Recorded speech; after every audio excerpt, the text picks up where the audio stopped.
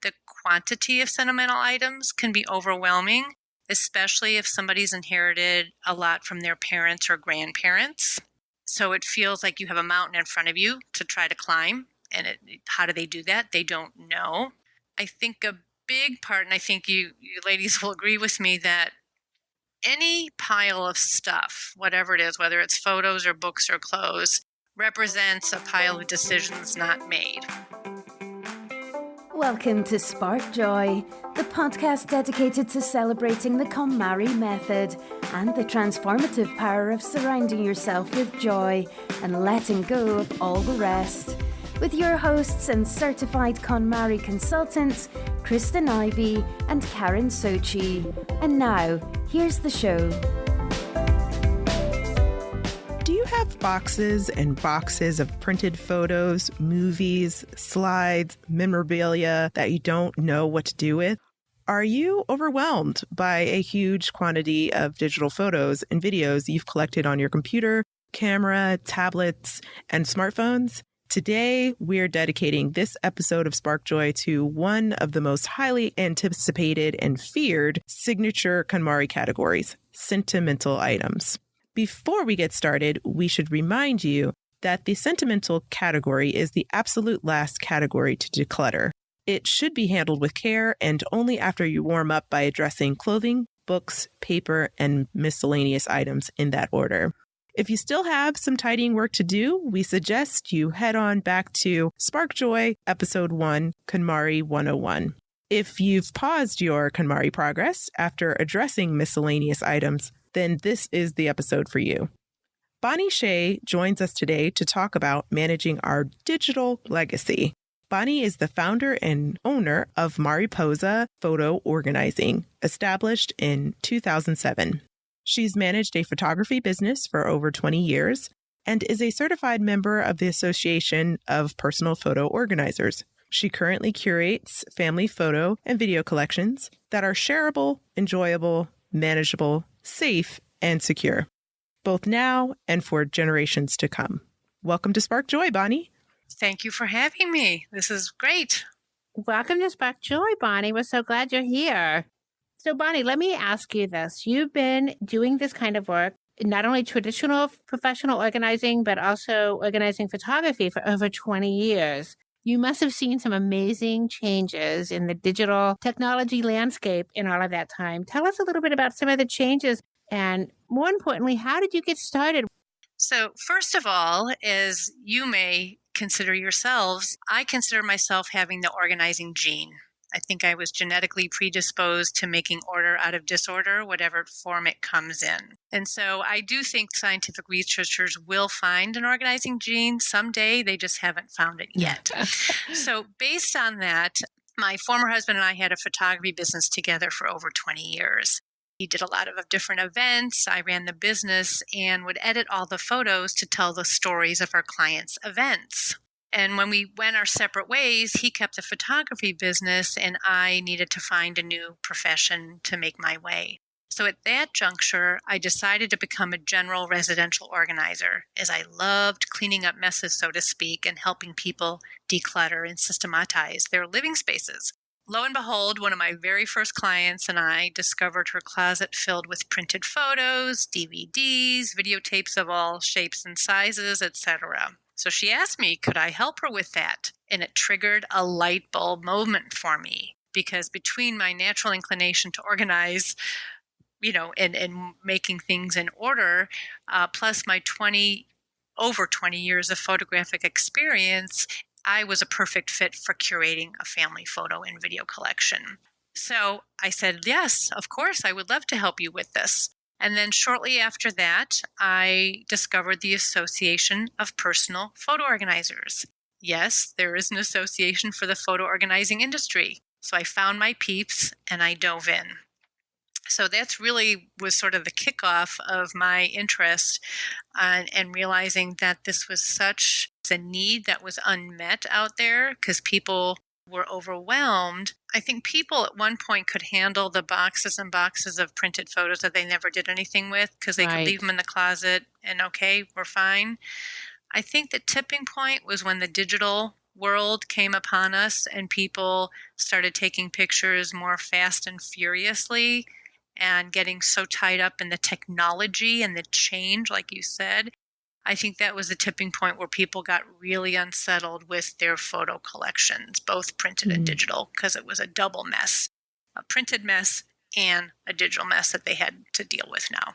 When you think about it, it's so interesting to think historically that, taking photographs used to be kind of a big deal. You had to get film, you had to have a camera, and generally it was something that you did for a special occasion, for the holidays or on a vacation. And even then you still accumulated tons of material, especially if, you were doing some of your own home movies or whatever. There was just tons of stuff, but it was still kind of a special thing and it was expensive. And now I'm just sitting here thinking that I don't think a day has gone by in the last several years when I have not taken at least one, maybe 100 photographs on my phone for whatever reason, almost every day. It's just kind of a thing that people do now. So, just the mass quantity of images has just become really staggering when you think about it. Yeah, I like that perspective, Karen. And I think especially you just made me realize that we used to take pictures of events and family and maybe kids growing up. But think of all the other ways we take photos now. We go shopping and we take a picture of something that we want to show somebody. Yeah. Take a picture of our breakfast at a fancy restaurant, right? And so we've just added so many categories. My nail polish color, I just took a picture of that today. So I'd remember when I go back. Right. And it all accumulates. It's clutter. And the interesting thing about this type of clutter is it can hide really easily because we have so much access to digital storage and digital space. It seems almost unlimited. Maybe you can tell us why it's so important for us to shift our attention to that accumulation of digital content. I'll just share with you a very basic need, and then we'll get into some bigger needs. How often have people gotten to their family's Christmas celebration or their son's soccer game and they go to take a picture on their phone and it says out of storage space? What do? You're in the moment. You want to take a picture or a video and you don't have the space. So that's a very acute, very immediate need, but people aren't thinking about that ahead of time sometimes. So that's part of what we try to train people is to be proactive so that you always have, a charged battery and you have, space on your phone. But to look at the larger piece of it, Kristen, a big part of what my colleagues and I share with our clients is we like to focus on quality over quantity. And we're getting into a world right now where the quantity has just grown so greatly. And so we really want to impress upon people that it's overwhelming to have 20,000 pictures on your computer. You're not enjoying them.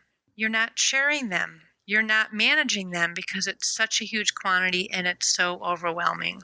And so we really try to come back to saying, let's look at the best of the best that tells your story and focus on that and keep it more manageable with a maintenance program, of course. It's not a one-time deal. You can't just organize it just like all the rest of the categories, right? It's an ongoing thing because you're still going to buy clothes. You're still going to buy books. You got to have maintenance programs to go forward. So I think that's a big emphasis that we share with people, that the satisfaction of a photo collection is much higher when it's a manageable amount and something that you can really get your hands around and enjoy and appreciate. I love that you touched on maintenance. I definitely want to loop back to that because that's something that comes up when we think about KonMari tidying and transitioning from ending a KonMari tidying event and to the space where you're really adopting this as a lifestyle. And like you said, there are certain categories that do revolve and some can be fixed by choice. If you decide you don't want to buy any more clothes for the year, you can kind of hedge that, but it's unlikely that we're just going to stop taking pictures. It's all about, having a plan in place. And it's interesting that you also mentioned, in addition to maintenance, avoidance. My clients get to a place where they are almost done with the entire process. And all of a sudden, they put off or delay our last session when it comes to the sentimental category. And I always find it so interesting. Like, why is there such a big pause between miscellaneous and sentimental? I have some ideas of maybe why, but I'd love to hear your thoughts on why we treat this category in this way. Absolutely. I have some good ideas about that. To me, the sentimental category, if you don't fix it, if you don't organize it, declutter it, it typically doesn't get in the way of daily living. Yes, it might take up space where you are, but it's not a fatal kind of area. Whereas if your closet is totally disorganized and your clothes are all over the place, you can't get dressed in the morning. It gets in the way of your daily living. So I think the sentimental category, maybe people can sort of say, I'll limp along. It's not as critical to my daily life. So that's one. Another thing I think is that the quantity of sentimental items can be overwhelming, especially if somebody's inherited a lot from their parents or grandparents. So it feels like you have a mountain in front of you to try to climb. How do they do that? They don't know. And I think you ladies will agree with me that any pile of stuff, whatever it is, whether it's photos or books or clothes, represents a pile of decisions not made. And Yep. I tell that to my clients, when I was in the general organizing world. I don't say that critically. I'm not telling you that you are a bad decision maker or, you just don't know how to do it. It's that they don't have the choices, the decision tree set up to be able to make the decisions. And I think that for sentimental items, it's a very gray area. Clothes, you can say, well, if that doesn't fit you, if it's the wrong size, that might be a pretty clear indication we should let it go. In the sentimental category, it's a very gray area and very subjective. So I think people get stumped in the decision-making part because there really aren't any guidelines. I also want to bring up the idea that reviewing sentimental items can be very bittersweet. You may see photos of loved ones who have passed away. You may see items from a marriage that ended. You might feel bittersweet to see your kids at a young age when now they're out of the house and have kids of their own. So I think, as human beings, we sometimes can put off entering a bittersweet type of scenario. We don't want to be sad. And then lastly, I think people have a hard time letting go of sentimental items because they're sentimental. They either were given to them by somebody else, maybe it's an art project made by their child, and they just can't let it go. And on top of that, with photos, and I've heard this a lot, there may be some superstition or obstacles to throwing out a photo of somebody. Mm-hmm. And so they avoid the category because they don't want to have to address that concern. So I think all those reasons weave into a hard category to address. So what I hear you saying is really, it's a multi-focused problem. It's not only that there's so many kind of emotions tied up in it, the sentimental aspects of it. And as you were speaking, I was thinking of clients who have photos of, multiple photos of relatives that are no longer with us. And there's just such a hesitancy, no matter how many of those photos they may have, photos that aren't even that good or that clear, they still feel really uncomfortable letting those go.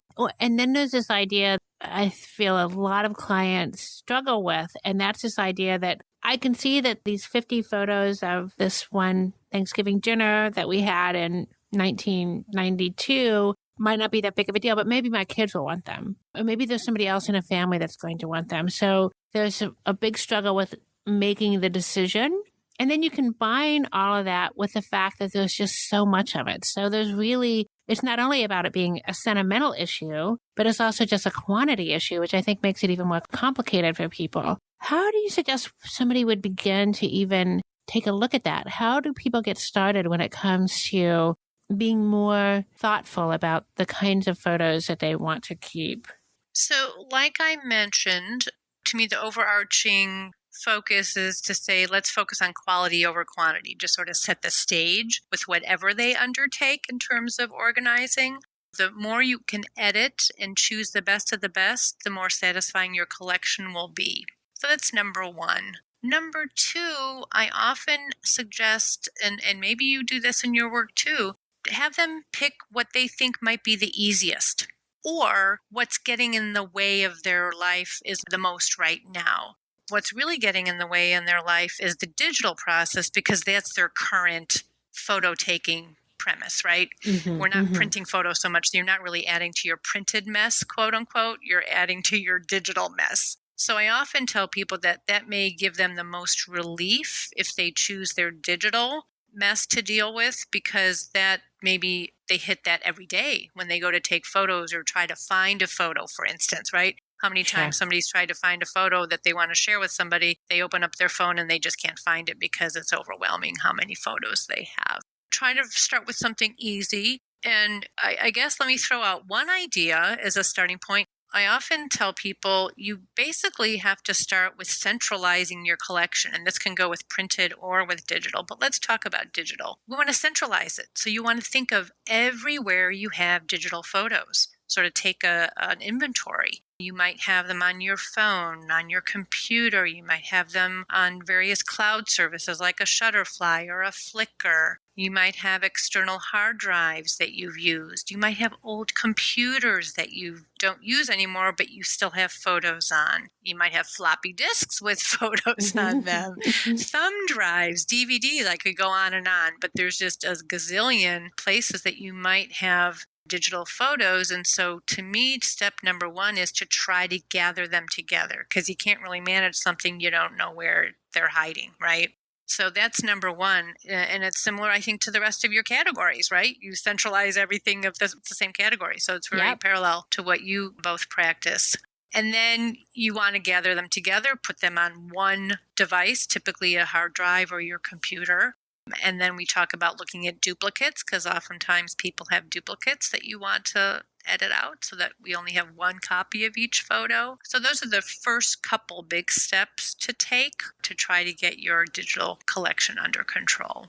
I really like those ideas. Like you said, they are really in parallel with KonMari. The first idea about pulling everything together and creating that inventory, that's a digital manifestation of a pile like we would for clothing or taking everything out of the closet. I know I've tried to do that for myself when I was doing a workshop on digital decluttering. I thought about all the different places where digital clutter could be, well beyond like your email or your Dropbox or like really obvious things, places like bookmarks or old cameras that you don't use anymore, like their SD cards, or other like antiquated technology or cloud storage, things like that. It's interesting how it can hide. It's good to bring it out of the closet, so to speak, and pile it up and centralize it. Like you said, I love that strategy.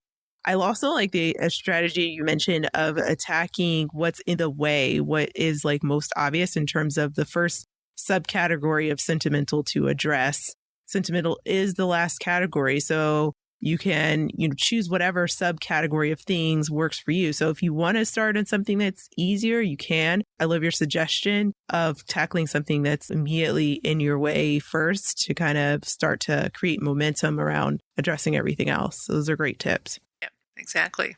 A few ideas I have for memorabilia is, to me, it's not an all or nothing category. We don't either keep it all or throw it away.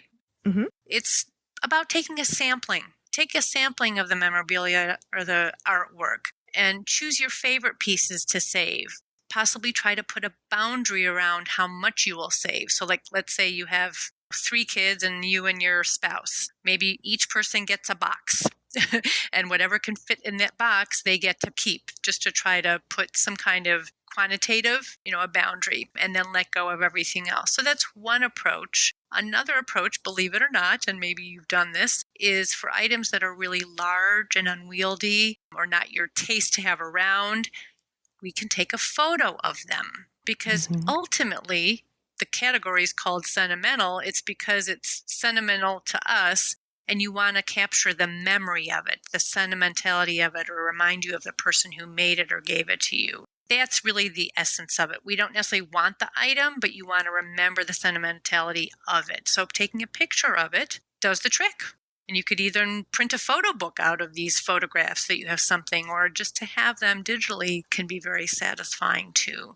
And just to let you know, Bonnie, that tip is Marie Kondo approved. Yes. In her book, Spark Joy, she does mention that. And in a couple of articles I've seen, she says that it's a great tip to, if you're having issues with letting go, taking a picture of whatever you're troubled by, because really you're just trying to hold on to the memory and you're making sure that you don't forget that moment, and you don't necessarily need the object there to remind you of that. And I love how you mentioned boundaries, because in the case of organizing physical things in a home, there's clear boundaries. There's only so much house that you have. But in the digital space, you could really feel like you have no boundaries. So how do you even begin to shape your criteria? So I like how you mentioned, getting rid of duplicates, or getting rid of pictures that aren't flattering, or trying to build on that.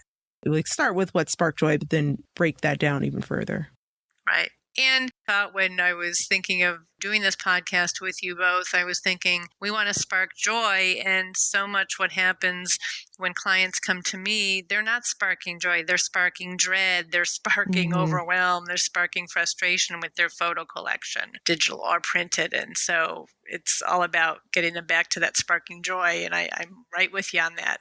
And I think if someone's hesitant about this idea that, well, maybe if I take a photograph of this item, I can let it go, just give it a try. I mean, I've worked with so many clients who've lugged things that they don't really care that much about, but there's some sentimental purpose to it. They've taken it from home to home, across the country, all over the place, and, kept it in storage or whatever. And as soon as they took a photo of it, they were perfectly okay with letting it go. So I would suggest, just as you're saying, that maybe just trying that, just see how it feels to take a photo of something and see if your feeling about the object changes once you have documented it. Because I do think for a lot of people that can be a really powerful thing.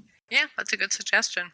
So then about this idea of having media that are no longer easily viewable, whether it's the 35 millimeter films or, whatever the formats were of all of those home movies that our parents or grandparents took in like the 60s and 70s, or even some of the more recent ones that just aren't easily digestible. What are some of the recommendations that you have for how to deal with those things or how to get those into something that's more contemporary?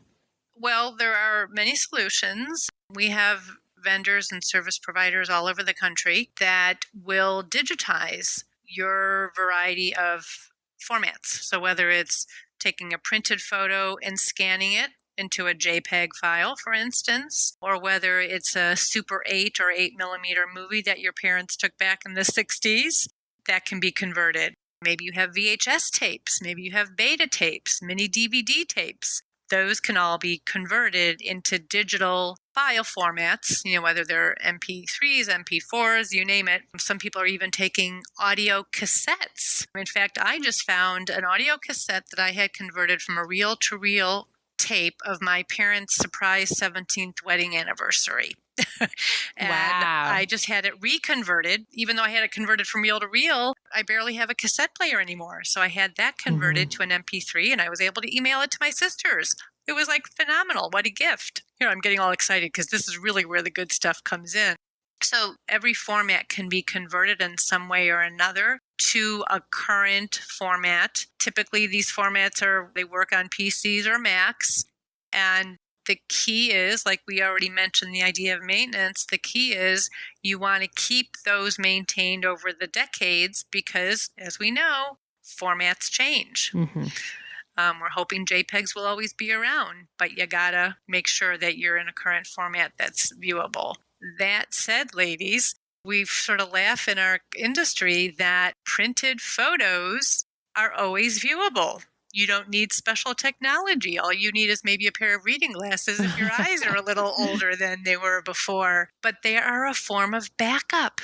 They are a real tangible form of your photographic memories. Even if we go digital on all of these things, to still print and still enjoy that format because it'll always be viewable no matter what. Well, that's interesting that you mentioned that because when we talk about this idea of digital clutter, and we recently discussed this with Saya Hellman in episode 54 of Spark Joy, we discussed how to cut down on your digital clutter. Though once we've done this with our photographs and once we have decided which ones we want to print and which ones we want to preserve and pass along, how do you suggest people manage their photos so that they spark the most joy and that they are able to not only access them for their own enjoyment, but also are able to share those with family and their friends?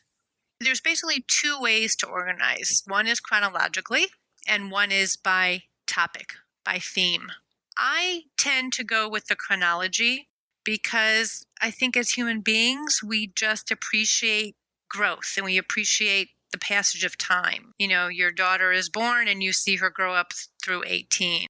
You see garden at the springtime and you see it grow into, a full-blown garden by August. So I think we just, as human beings, naturally gravitate towards that. It's simple. And especially in the digital world, things are automatically dated if we take a picture with our phone. So it's easy to harness the power of the computer to sort things chronologically or to access things chronologically. So I think that's really helpful. In our day and age, we now have other ways of accessing our photos that does additionally paralyze people, because a digital collection, you can add tags and keywords, and now with facial recognition, and like with Apple, for instance, they have faces, and Google Photos does this too.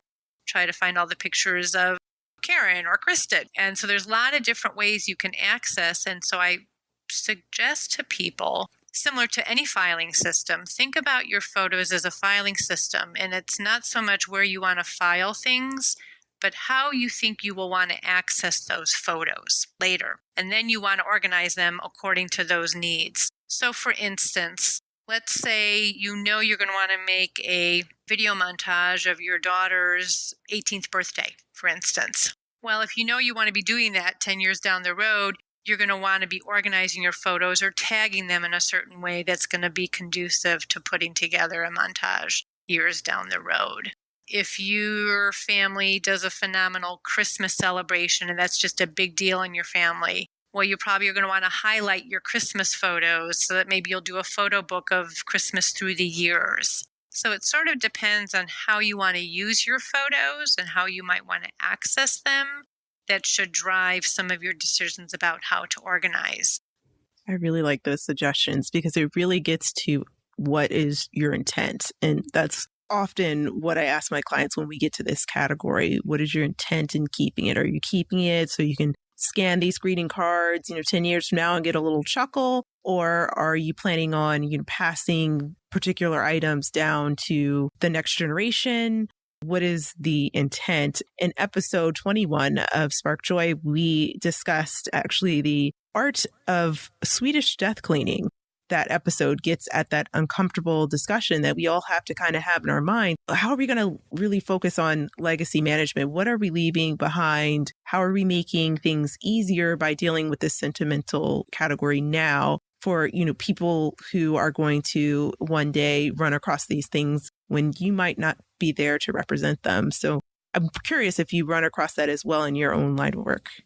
So I'm finding a couple common themes why people hire me and that we curate their family photo collection. One is maybe they inherited their parents' collection and it was a big mess. Mm-hmm. And so much they feel has been lost in terms of telling the stories because they have all these pictures of people they don't know because they didn't have the opportunity to ask their parents about the stories. So my clients are wanting to avoid repeating that with their children. So they're very motivated to make sure that they preserve the memories and not preserve the mess kind of thing. So one client, for instance, they have 4 daughters, 4 grown daughters, 10 grandchildren. And what we did for last Christmas is after we curated the whole family photo collection is we gave an external hard drive to each of the 4 daughters with the whole curated photo collection, videos and photos. And it was like the best present they could have ever gotten. They're still oohing and eyeing over them.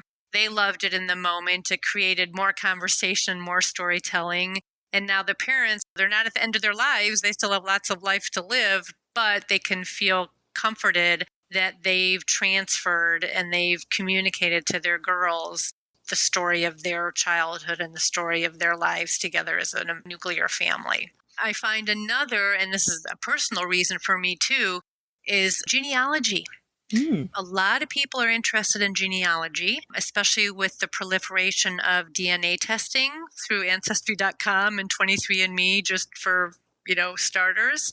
And photos go hand in hand because you're starting to learn more people who are in your family tree and you're wanting to know more about stories. And what better gift than to have photos of your ancestors and photos of your current family available to you to sort of build that picture and build that story and the history of your family tree. It's like a treasure hunt, visually and genetically, so to speak.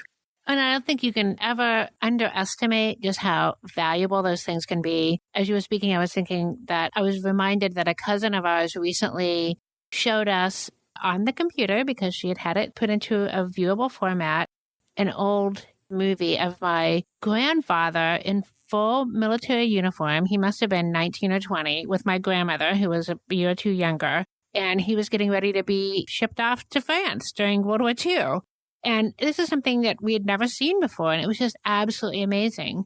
And she lives very far away from any of us, so the chances of us having an opportunity to see this were really slim. So it was really super meaningful and, and very special. And so I agree that these things are really important. But we have to be able to see them. We have to be able to find them and treat them as the special objects that they are. Right. And you brought up a good point, Karen, that I like to suggest to people when they're stuck and they don't know where to start.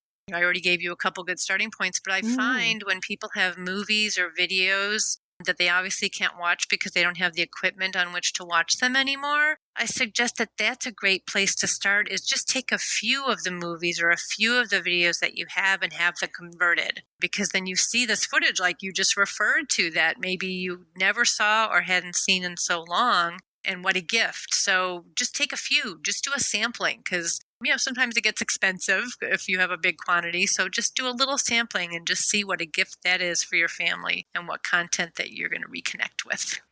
Well, I don't know about you, Karen, but I feel way more prepared to revisit my sentimental items now Absolutely. that Bonnie's been on. I have tons of ideas because I do have some files that need to be loved on a little bit. Also, some legacy computers as well that probably have trapped some of, my really valuable photos and videos. Do you have any suggestions for that? Things like an old laptop or even things like photo negatives or those disposable cameras, these things that are so antiquated, or maybe we can't even barely turn the computer on to grab the information. Do you have any suggestions around those type of issues that may come up with this category?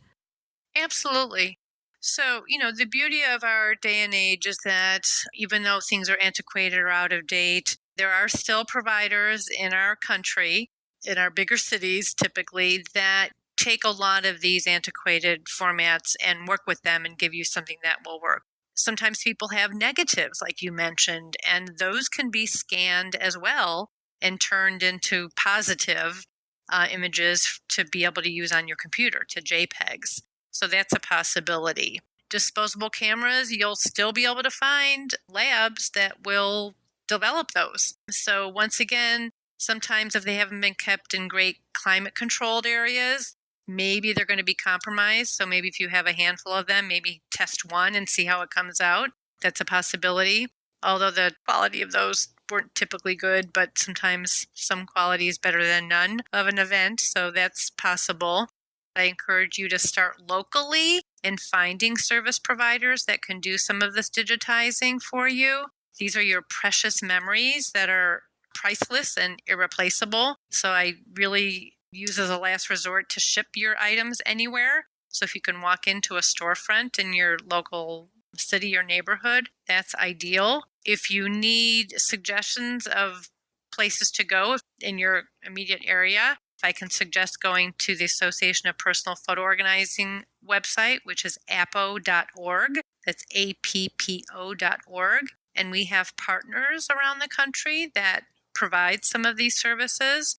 So you know that they're sanctioned and they're not going to ship your stuff to a overseas location and risk losing. So I just want to put that whole caution is that I really would hope that you could shop locally for this so that you don't put your memories at risk. That's a great tip. And September is actually Save Your Photos Month, correct? It is. Isn't that exciting? Yeah. This is perfect timing. It is. It's like back to school, back to get working on your photos. Yes. As an association, we've done a lot of work of pulling content together, tips and tricks and techniques to help people who want to get their photos under control and shareable and manageable. So another place to go for resources is saveyourphotos.org, which is put up by Appo, but it's a separate website, and there's lots of educational material. And as long as you sign up by September 30th for our photo summit, you can have boku options and videos and checklists, etc., to use to get some help for your photo organizing challenges. Fantastic. Well, here on Spark Joy, before we let our professional organizers go, we always like to ask what your favorite tidying tip is.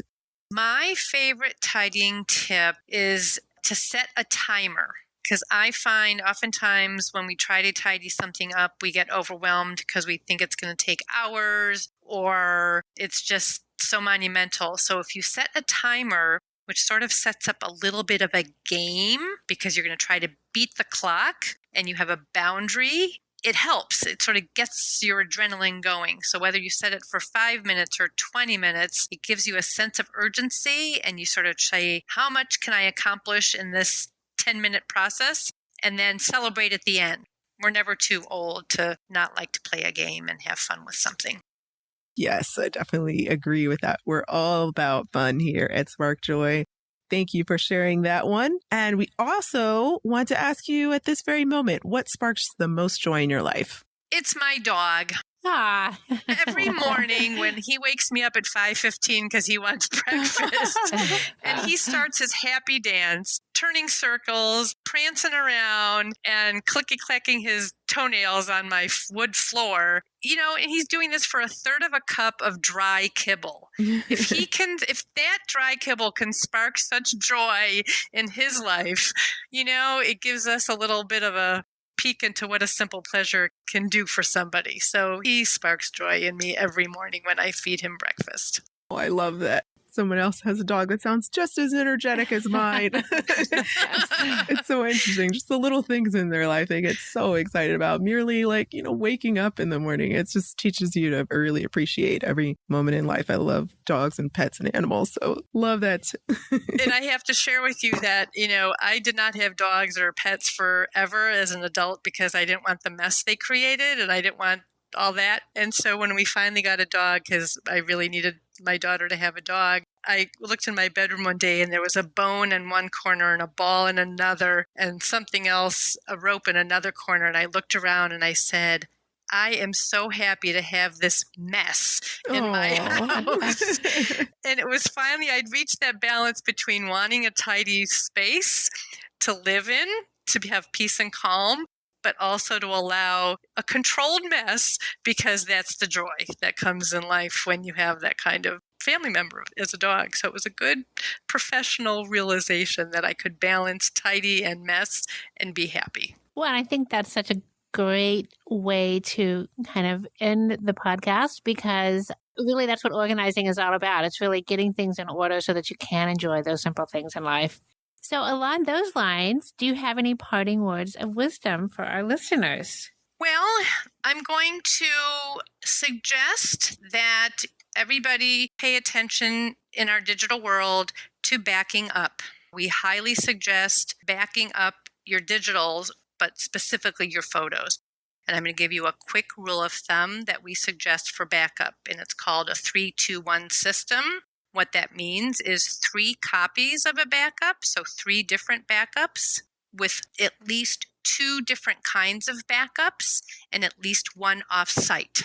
So we want 3 copies, 2 different types of backup, 1 off-site, which could be, like in a safety deposit box or at your office or in the cloud. And it just gives you a variety of insurance policies, essentially, so that if one should break down or malfunction, you still have other options and that you can sleep well at night knowing your photos and the rest of your digital collection are safe and sound and protected. Thank you so much for joining us here on Spark Joy, Bonnie. We learned so much. My pleasure. Bonnie can be found at mariposaphotoorganizing.com. She's on Facebook at Mariposa Photo Organizing and on Twitter at Bonnie, that's BONNIEH, Shay, SHAY. So now we want to hear from you. Tell us your burning tidying questions or share stories about how KonMari has impacted your life.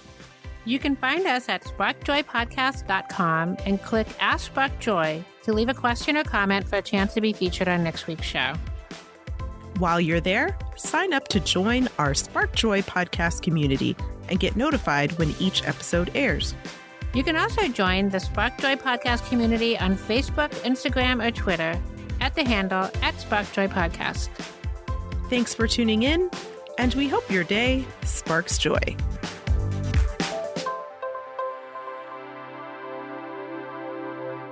Thank you for listening to Spark Joy with your host, Kristen Ivy of For the Love of Tidy in Chicago and Karen Sochi of The Serene Home in New York City. Spark Joy, the podcast, is not endorsed by or affiliated with KonMari Media Incorporated. The opinions expressed on this episode represent the views of the co-hosts and guests alone and do not represent the corporate position of KonMari Media Incorporated or the KonMari consultant community.